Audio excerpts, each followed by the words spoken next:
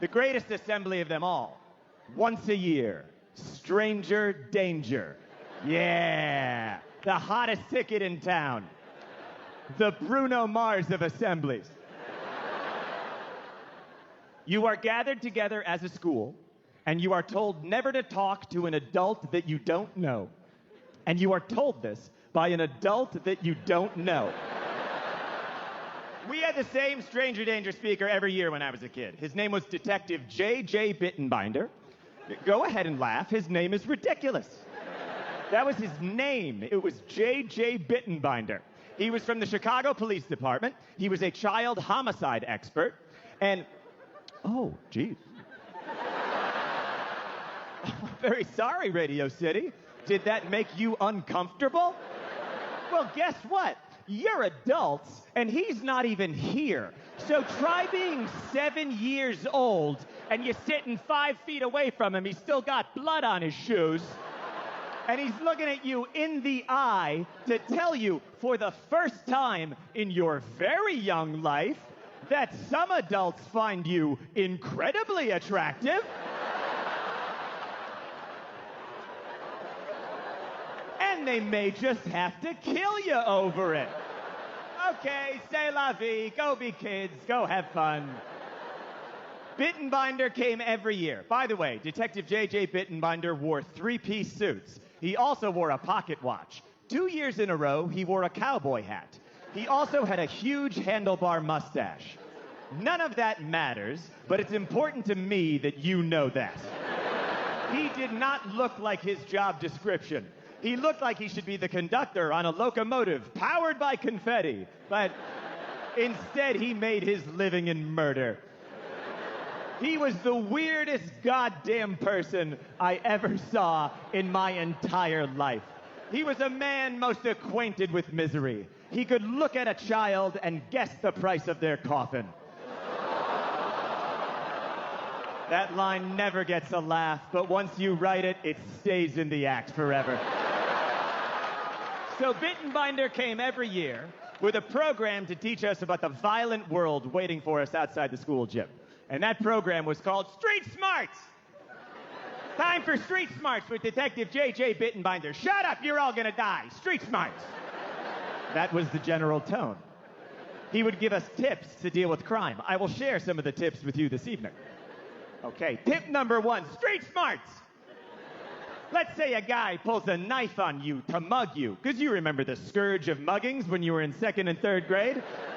You know how a mugger thinks, man, I need cash for drugs right now. Hey, maybe that 8-year-old with the goddamn Aladdin wallet that only has blank photo laminate pages in it will be able to help.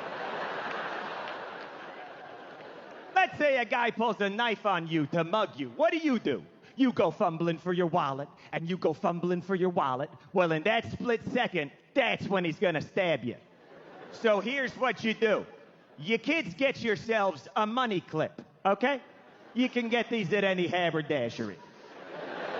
You put a $50 bill in the money clip. Then, when a guy flashes a blade, you go, you want my money? Go get it. Then you run the other direction. And our teachers were like, write that down. We're like, buy a money clip? Engraved, question mark?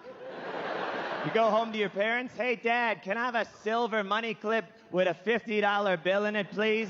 Don't worry, I'm only gonna chuck it into the gutter and run away at the first sign of trouble. The man with the mustache told me to do it. Tip number 2, Street Smarts.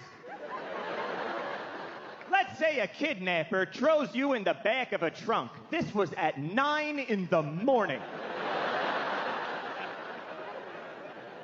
Let's say a kidnapper throws you in the back of a trunk. Don't panic. Once you get your bearings,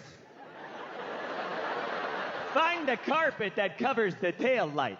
Peel back the carpet, make a fist, punch the tail light out the back of the car, thus creating a hole in the back of the automobile.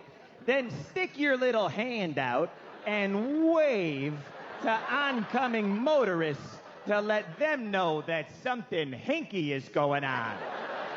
Can you imagine driving behind that?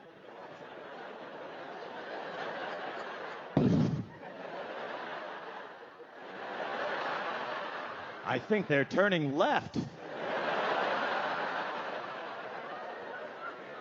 Tip number 3, street smarts. You kids have no upper body strength. And we were like, we know, but hey. If some guy tries to grab you, you can't fight him with fists. So here's what you do. You kids fall down on your back and you kick upward at him. That'll throw him off his rhythm. That was a big thing with Bittenbinder, was throwing pedophiles off their rhythm. He's not gonna know how to fight back with 2 little sneakers coming at him. If the Lindbergh baby had steel-toe boots, he'd still be alive today. Street smarts. Yeah, he was not a spoonful of sugar helps the medicine go down kind of guy. He was more like, brush your teeth. Now, boom, orange juice. That's life. Bittenbinder, he didn't want us to not get kidnapped. He wanted us to almost get kidnapped. And then fight the guy off using weird psych-out backroom Chicago violence. Like, here's what he wanted to see on the news. Like, we're here with 7-year-old John Mulaney, who fended off a kidnapper earlier today. How did you do it, John? Well, thank you for asking. I used the Bittenbinder method. When I saw the perp approaching, I chewed up a tab of Alka-Seltzer I carry with me at all times. This created a foaming at the mouth appearance that made it look like I had rabies. Now I've thrown him off his rhythm. Then I reach into his jacket pocket where I had planted a gram of coke and I went, whoa, what the fuck is this? And he goes, that's not mine. And I never seen that before. I go, boo-hoo, it's in your jacket. And you're doing 2 to 10 and your kids are going into social services. Now he's crying.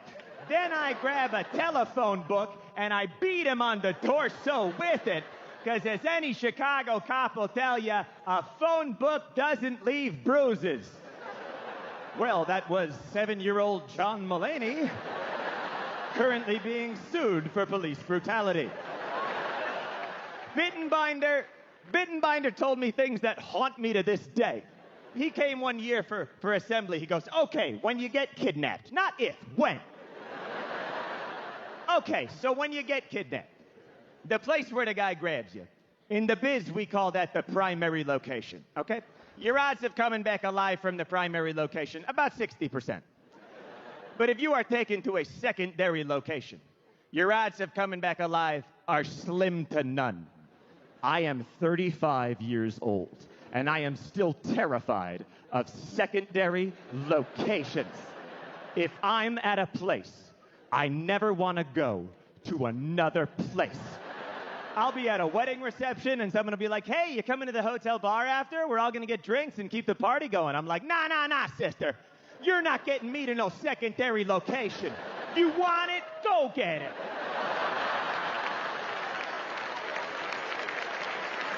Street smarts. Stay alert out there. I thought I was going to be murdered my entire childhood. In high school, people were like, what are your top 3 colleges? I was like, top 3 colleges? I thought I would be dead in a trunk with my hand hanging out of the taillight by now.